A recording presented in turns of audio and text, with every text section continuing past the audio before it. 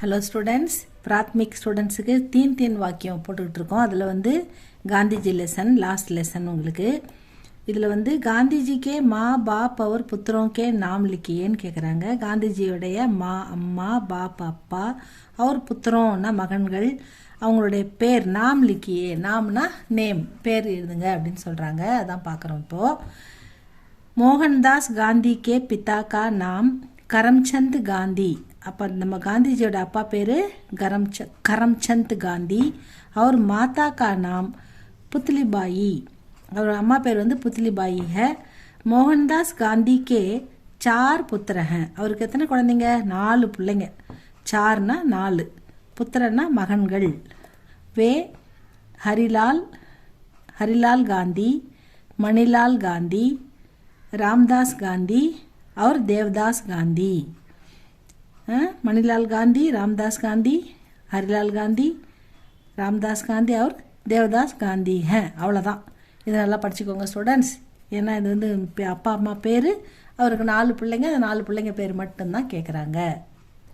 இந்த நேம் எழுதும்போது spelling mistake இல்லாமல் பார்த்துக்கோங்க. நல்லா எழுதி பாருங்கள்.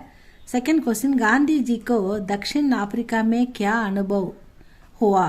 தக்ஷின் ஆப்பிரிக்காவில் அவருக்கு என்ன அனுபவம் கிடைத்தது? அவருடைய தக்ஷின் ஆப்பிரிக்காவில் அவருக்கு என்ன நடந்தது அப்படின்னு கேட்குறாங்க. காந்திஜி ஆப்பிரிக்கா மே வக்காலத் கர்னே கயே. அங்கே வழக்கு விஷயமா அவர் வந்து வழக்காடுறதுக்காக வந்து தக்ஷின் ஆப்பிரிக்கா போகிறாரு காந்திஜி.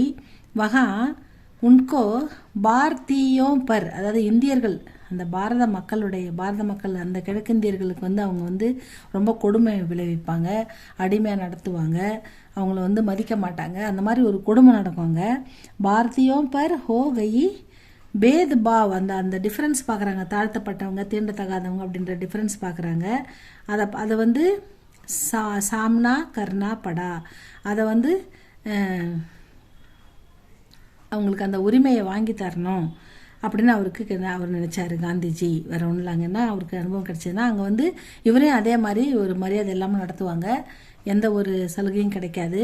அதனால் வந்து அவங்களுக்கு அந்த உரிமையை பெற்றுத்தரணும் அப்படின்றது தான் காந்திஜியோடைய எண்ணமாக இருந்தது. அங்கே அவருக்கு ஏற்பட்ட அனுபவம் எல்லாருக்கும் இப்படி தான் நடத்துகிறாங்கன்றதை புரிஞ்சுக்கின்னு மக்களுக்கு வந்து அங்கே அந்த கொடுமையிலிருந்து விடுதலை வாங்கி தரணும்னு காந்திஜி நினச்சாரு.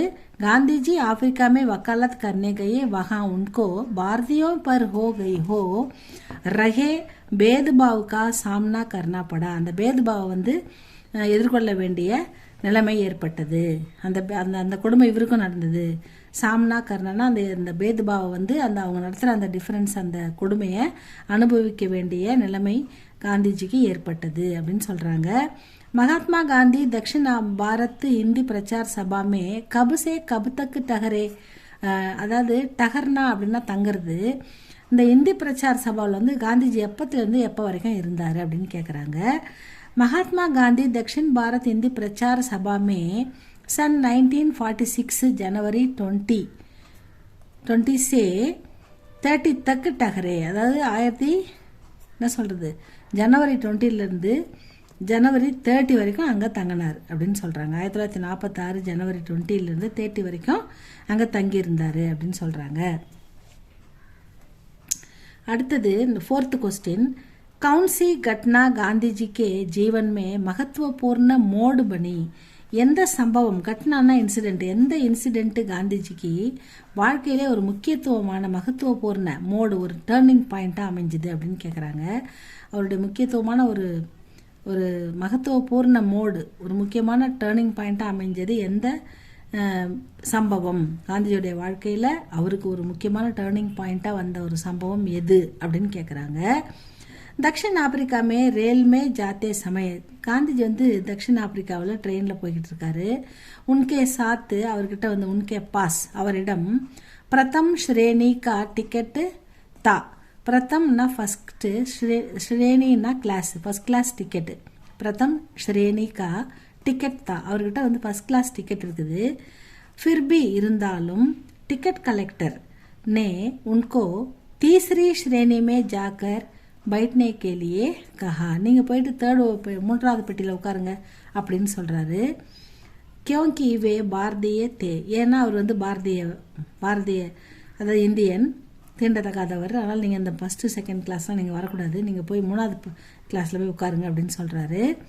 எகு கட்னா இந்த மாதிரி இந்த ஒரு சம்பவம் தான் உனக்கு ஜீவன்மே அவர் வாழ்க்கையில் ஏக மகத்துவபூர்ண மோடு பன்கையே, ஒரு முக்கியமான டேர்னிங் பாயிண்ட்டாக அமைஞ்சுது அப்படின்னு சொல்கிறாங்க. இவ்வளோ தான் ஸ்டூடெண்ட்ஸ் இந்த காந்திஜி பாடம். இதை படித்து பாருங்கள். இந்த தீன் வாக்கியம்லேருந்து ஒன்று கண்டிப்பாக இந்த 3லேருந்து 1 வர வாய்ப்பு இருக்குது, அந்த 4லேருந்து 1 வர வாய்ப்பு இருக்குது. இது உங்களுக்கு பிடிச்சிருந்தா சப்ஸ்கிரைப் பண்ணுங்கள், லைக் பண்ணுங்கள் ஸ்டூடெண்ட்ஸ். இது உங்களுக்கு கஷ்டமாக இருந்தால் அந்த ஃபஸ்ட்டு கொஸ்டின் மட்டுமாவது படிச்சுக்கோங்க, மற்றதெல்லாம் கொஞ்சம் டஃப்பாக தெரியுது. உங்களுக்கு ஃபஸ்ட்டு கொஸ்டின் ஒன்லி நேம் தான் எழுதணும்.